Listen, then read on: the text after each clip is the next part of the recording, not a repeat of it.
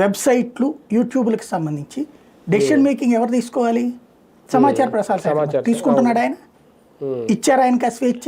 అసలు ఆలోచనే లేనట్టుంది స్వేచ్ఛ ఇచ్చారా లేదా తర్వాత. మరి ఇంకేంటి అక్కడ ఆయన శాఖ ఆయన పని చేసుకోనీయకుండా వాళ్ళ నియోజకవర్గంలో ఎవడో ఇసుక తవ్వుకుపోతాడట.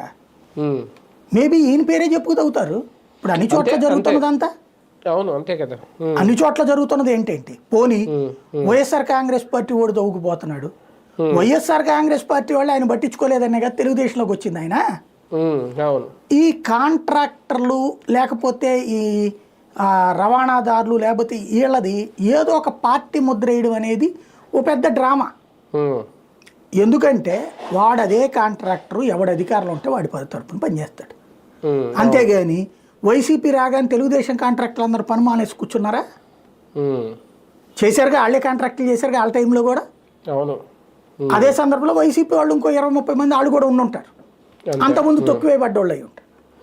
అంతేగాని మ్యాక్సిమం కాంట్రాక్టులు చేసేవాడు ఎవడు అధికారంలో ఉంటే వాళ్ళ వెనకాల తిరుగుతారు. దాన్ని ఇప్పుడు ఫర్ ఎగ్జాంపుల్ ఇసుక ఉచితం అండి. ఇందులో పార్థసారథి ఏం చేసుకోవాలి?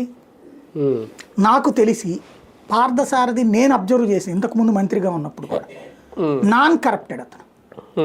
నాకు రూపాయి ఇచ్చి చెయ్యండి చేసుకోండి అని చచ్చినా చెప్పడం, రూపాయి తినే రకం కాదు.